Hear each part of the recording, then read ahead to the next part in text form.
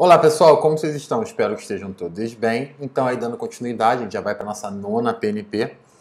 E hoje vamos falar, né, mais um pouco sobre teoria de conjuntos, né? Ficaram alguns detalhes faltando. A gente está fazendo a preparação, né, para a nossa próxima PNP.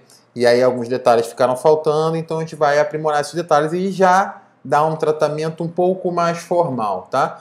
É claro que não dá para ser totalmente preciso, afinal de contas esse é um curso ainda de nível de graduação, mas a gente já vai falar de bastante coisa séria, né? Então vamos lá, vamos pensar aqui o seguinte.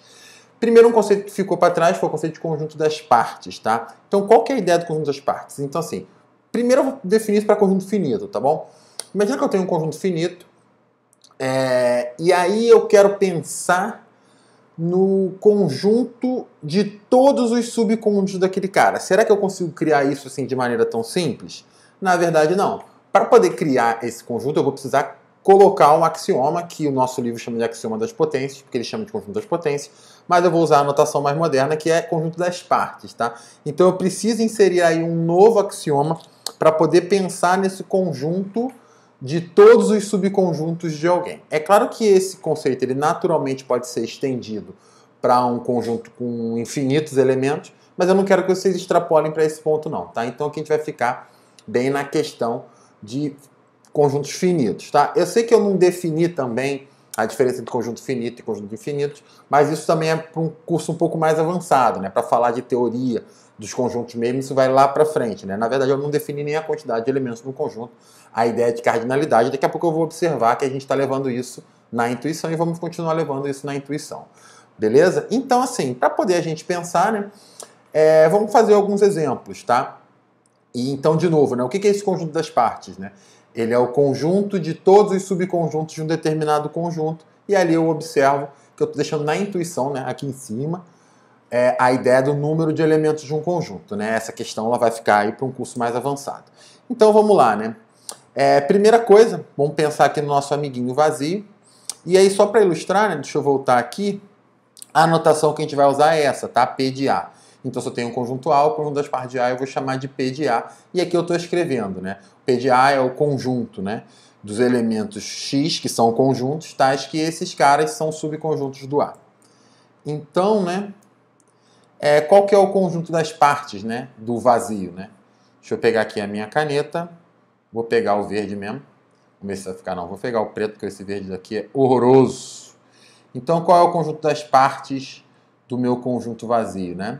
Eu tenho que pensar em quem são os elementos do vazio. O vazio não tem elementos. Mas o que eu sei? Eu sei que o vazio é subconjunto de todos os conjuntos. Então, o conjunto das partes ele precisa ter o vazio. Então, o conjunto das partes do conjunto vazio tem um único elemento, que é o conjunto vazio. O que é interessante é justamente isso, né? De que o conjunto das partes do vazio não é vazio. Isso é uma observação bem interessante. Então, vou pegar aqui, botei 1, 2, 3, poderia ser qualquer coisa, tá, gente? É só para ilustrar já um pouco essa questão da quantidade, né? Porque para a gente definir cardinalidade precisa, a gente precisa falar de função. A gente não falou de função ainda. Então, vamos lá, né? Qual é, nesse caso aqui, o conjunto das partes do A, né? Então, eu sempre começo com o vazio, sempre tenho o vazio. E aí eu penso assim, né? Quando eu estou construindo isso, eu vou pensando, beleza, então quantos subconjuntos com um elemento ele tem? Um apenas, né? Então, tá aí. E aí eu posso, para esse outro exemplo, olhar, né, o conjunto das partes desse cara. Então, eu começo com o vazio. E aí, quantos subconjuntos com um elemento ele tem, né? Ele tem o subconjunto com um elemento e ele tem aqui um outro subconjunto com um elemento. Quantos subconjuntos com dois elementos ele tem, né? Apenas um. E aí, se eu for contar isso daqui, né, eu vou perceber aqui o seguinte, né? Que o conjunto vazio, ele tem... O conjunto das partes do conjunto vazio tem um elemento. O conjunto das partes de um conjunto unitário tem dois elementos. O conjunto das partes do conjunto com dois elementos vai ter 4 elementos. Então a gente já consegue enxergar um padrão, mas não é difícil perceber, né, que no caso desse A aqui, né, quem é o conjunto das partes dele, né? Vazio, os unitários com um elemento, com dois elementos. Desculpa, né? Eu tenho 3 conjuntos com um elemento Beleza? Quantos conjuntos com 2 elementos eu tenho, né? 1 com 2, 1 com 3, e eu tenho aí o 2 com 3, e eu tenho aí um subconjunto com 3 elementos. Então, se eu for contar aqui, né? 1, 2, 4 e 1, 2, 3, 4, 5, 6, 7, 8. O que eu percebo, né? Que, vou até trocar a cor. Quando o conjunto, né? Ele tem 0 elementos, o número de elementos do conjunto das partes é 2 elevado a 0, que é 1. Quando o conjunto tem 1 elemento, o número de elementos do conjunto das partes é 2 elevado a 1, que é 2.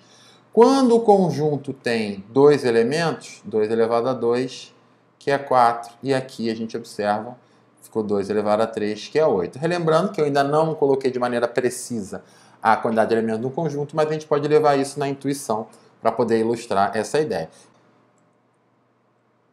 Então, gente, fiz um corte aí, porque eu me embolei tudo, apertei um monte de coisa errada, então vamos fazer de novo. Então, vamos lá.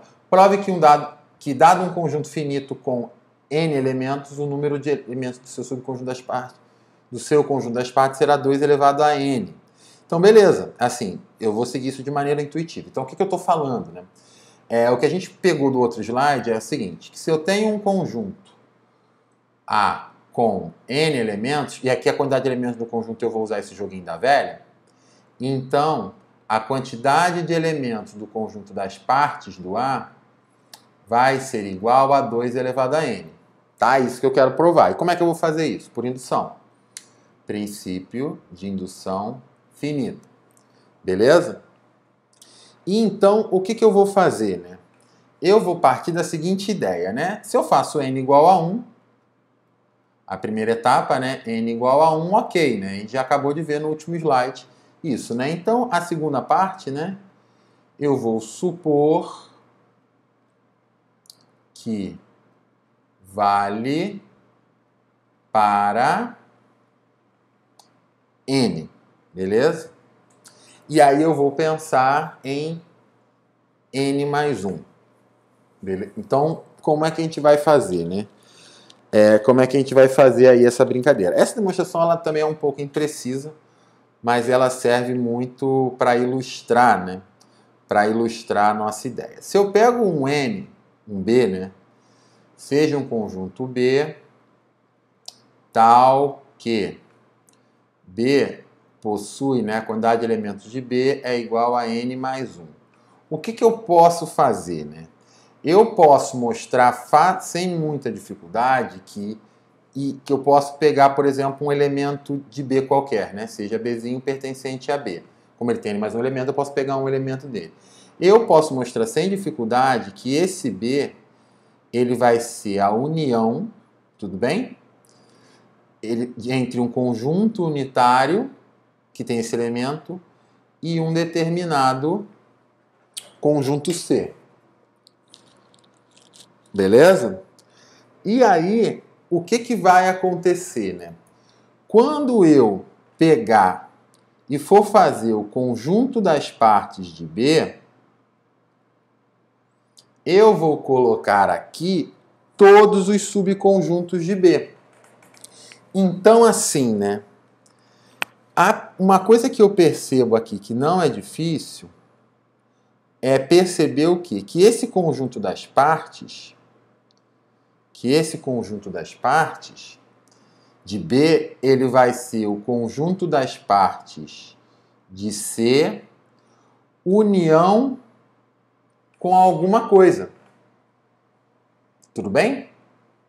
Não é difícil mostrar essa igualdade do conjunto, assim, porque todo subconjunto de B, ele ou vai ser o subconjunto de C ou não. Então, assim, todo subconjunto de B que for subconjunto de C vai estar aqui dentro. E os que não for, eu vou acrescentar. E aí, como é que eu vou acrescentar, né?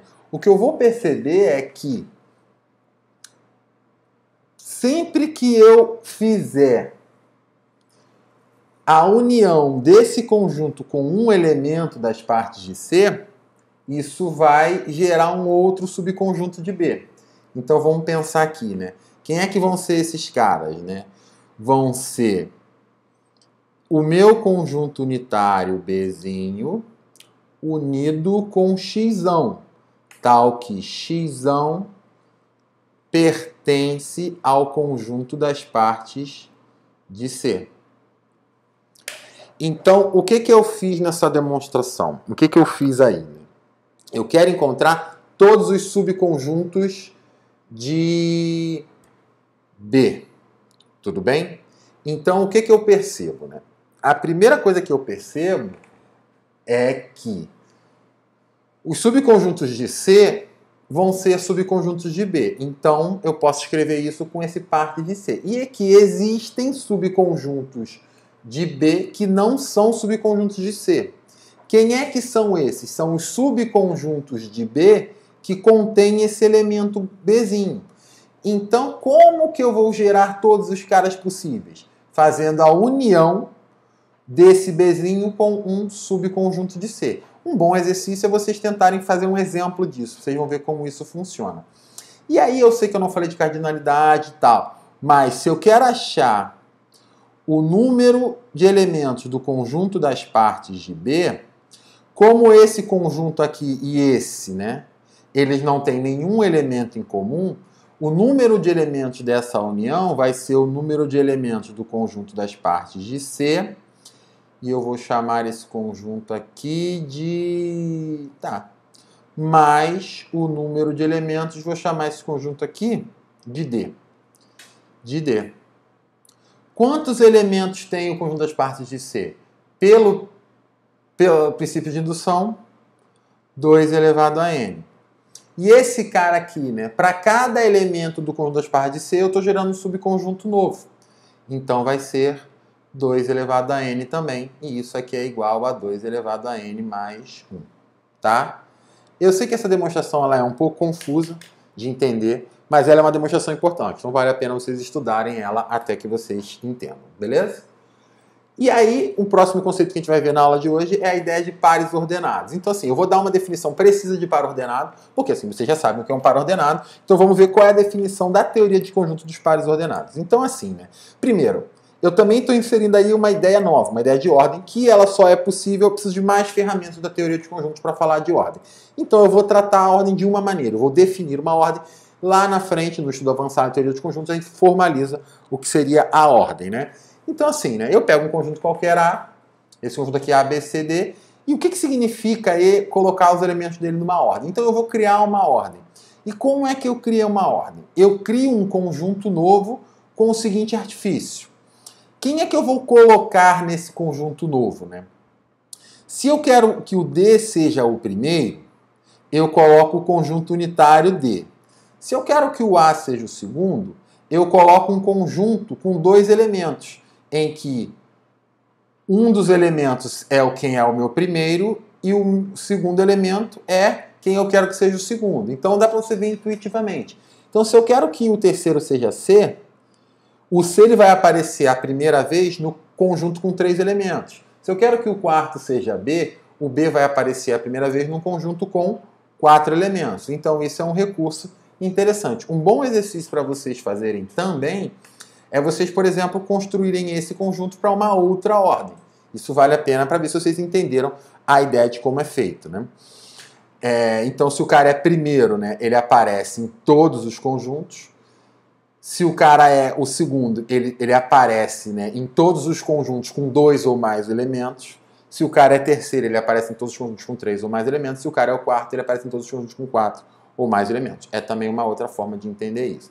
E aí eu vou usar essa brincadeirinha para poder definir de fato o que é um par ordenado. Porque assim, o que é difícil para eu fazer com o que eu estudei até aqui é justamente estabelecer essa relação de ordem. Por quê?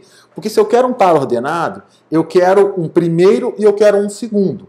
Então, se eu tenho um conjunto com 2 elementos, eu vou ter 2 possibilidades para a ordem, AB e BA. Então eu tenho, como que eu represento essa ordem, né, AB? Dessa maneira, em que o A ele aparece no conjunto unitário e no conjunto com 2 elementos, e o B aparece só no conjunto com 2 elementos. E como é que eu represento a minha ordem BA? Em que o B ele aparece no conjunto com 1 elemento e no com 2, e o A só aparece no conjunto com 2. O que a gente vai escrever daqui em diante é que esse conjunto aqui, eu vou representar ele dessa maneira, como sendo AB, que é a notação de par ordenado que a gente está acostumado. E esse conjunto aqui, eu vou representar ele de que maneira? Como sendo par ordenado BA. Então, assim, a gente a partir daqui a gente vai usar isso, mas eu quero que fique na cabeça de vocês que isso tem uma origem formal, porque o que a gente está fazendo aqui é construir um pouquinho de teoria, tá? Eu estou usando a teoria dos conjuntos para poder mostrar como que funciona um pouco o método matemático. E aí eu construo e defino o que é o meu par ordenado, aonde o primeiro elemento do par ordenado é a primeira coordenada e o segundo do par ordenado é a segunda coordenada. E aqui, diferentemente daqui, existe uma ordem. Aqui tanto faz se eu escrevo AB ou BA, é o mesmo conjunto. Mas aqui não, AB é diferente de BA se o B for diferente de A. E aí, né, uma coisa que a gente precisa fazer a demonstração e que não é tão intuitivo assim, né, é uma propriedade importante, né, da igualdade entre pares ordenados. Então, assim, quando que dois pares ordenados são iguais, né? Quando... Cadê o preto, meu pai? Tá aqui. Quando eles são iguais coordenada a coordenada. Isso é importantíssimo, né? Mas precisa ser demonstrado. Então, assim, o que eu vou fazer, né? O que é o meu par ordenado AB? O meu par ordenado AB, ele é esse conjunto aqui, né?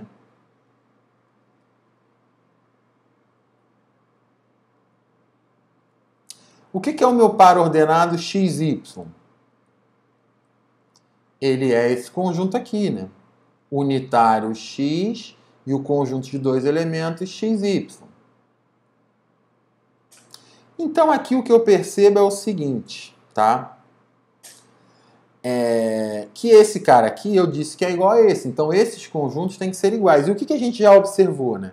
Que dois conjuntos são iguais, C e somente C, eles têm os mesmos elementos. E aqui, quando eu olho para os elementos desses conjuntos, eu tenho um conjunto unitário e um conjunto com dois elementos. Um conjunto unitário e um conjunto com dois elementos. Então, o que eu preciso, né? Eu daqui vou conseguir tirar o seguinte, que o conjunto unitário daqui tem que ser igual ao conjunto unitário daqui.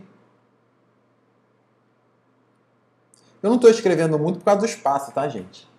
E aqui é uma igualdade entre conjuntos, então eles têm que ter o mesmo elemento. Então, A tem que ser igual ao X. Beleza? E o conjunto de dois elementos daqui tem que ser igual ao conjunto de dois elementos daqui.